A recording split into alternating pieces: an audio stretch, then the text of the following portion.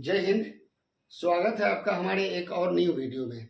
आज मैं आप लोगों को क्लास 10th के फिजिक्स का कुछ टॉपिक बताऊंगा। तो स्टूडेंट, आप मेरे वीडियो को अगर फेसबुक पे देख रहे हैं तो लाइक कीजिए, फॉलो कीजिए। यूट्यूब पे देख रहे हैं तो सब्सक्राइब कीजिए। कमेंट में अपना डाउट जरूर पूछिए। देखिए, फिजिक्स का जो टॉपिक है बहुत ही पॉपुलर टॉपिक है क्लास 10th का, और लगभग एवरी ईयर प्रत्येक साल इस टाइप का क्वेश्चन पूछा जाता है एग्जाम में। तो देखिए, यहां पे एक अवतल दर्पण और दूसरा है उत्तल दर्पण। देखिए, अवतल दर्पण क्या होता है? हमारे और आपके पास जो दर्पण होता है, आईना होता है, मिरर होता है, लेंस होता है, वो प्रायः मैं बोला था 4 प्रकार का होता है। 2 मैं प्रीवियस वीडियो में बात कर चुका हूं और 2 का मैं अभी बात करने वाला हूं। तो देखिए, अवतल दर्पण और उत्तल दर्पण क्या है। पहला, आप अवतल दर्पण का डेफिनेशन जान लीजिए। अवतल दर्पण किसे कहते हैं? तो कह रहा है कि वैसा दर्पण जिसका परावर्तक सतह, मतलब वैसा लेंस या वैसा मिरर या वैसा आईना जिसका परावर्तक सतह धसा हुआ हो। परावर्तक सतह कैसा हो? धसा हुआ हो और उभरा हुआ हो। ठीक है, उभरा हुआ भाग रंगा हुआ हो तो उसे अवतल दर्पण कहते हैं। जस्ट लाइक आप यहां पे डायग्राम में देखिए, एक ये जो है ये आपका क्या है? दर्पण है। कौन सा दर्पण है? अवतल दर्पण। तो अवतल दर्पण का जो परावर्तक सतह है, ये जो इस साइड वाला भाग है, इस साइड को हम लोग क्या बोलेंगे? परावर्तक सतह। अब परावर्तक सतह पे जो छोटे छोटे डॉट डॉट किए हुए हैं, ये रंगा हुआ भाग है। ठीक है, अब यहां देखिए, अवतल दर्पण में हमेशा उभरा हुआ भाग से नहीं, क्या होता है कि धसा हुआ भाग जो होता है, इस साइड वाला भाग, इधर से आपतित किरण आता है तो वो परावर्तक क्या होता है? होके गुजर जाता है। देखिए, अगर मान लीजिए अवतल दर्पण में कहीं से भी प्रकाश की लाइट अगर आती है तो वो फोकस से होके गुजरता है। अब फोकस क्या होता है ये लेंस में मैं आगे बताऊंगा।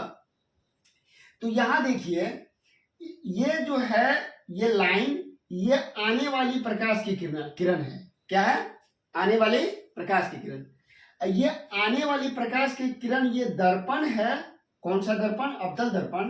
तो अवतल दर्पण के किसी सतह पे पड़ा तो वो क्या हुआ? मुड़ गया। तो जहां से वो मुड़ जाती है तो उस किरण को हम लोग क्या करते हैं? क्या कहते हैं? परावर्तक सतह कहते हैं। क्या कहते हैं? परावर्तक सतह। ठीक है, अब याद रखिए, ये धसा हुआ भाग को हम लोग परावर्तक सतह कहते हैं, और ये जो डॉट डॉट है, डॉट डॉट को रंगा हुआ सतह कहते हैं। ये कौन सा दर्पण है?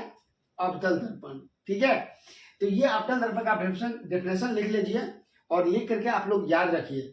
फिजिक्स को समझना बहुत बड़ी बात होता है, और जो बच्चे समझ गया फिजिक्स तो मतलब वो अच्छे से बना लेगा। दूसरा देखिए है उत्तल दर्पण। कहता है उत्तल दर्पण किसे कहते हैं? तो अवतल का ही उल्टा होता है उत्तल।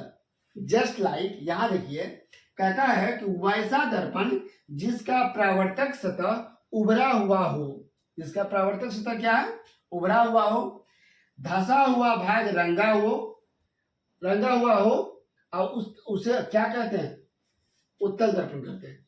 अब मान लीजिए ये तो इधर से है डॉट डॉट डॉट, ये इधर से है, इसका पेटी वाला भाग में डॉट डॉट है, तो इसको हम लोग क्या बोलेंगे? परावर्तक सतह या रंगा हुआ भाग बोलेंगे, ये डॉट डॉट को।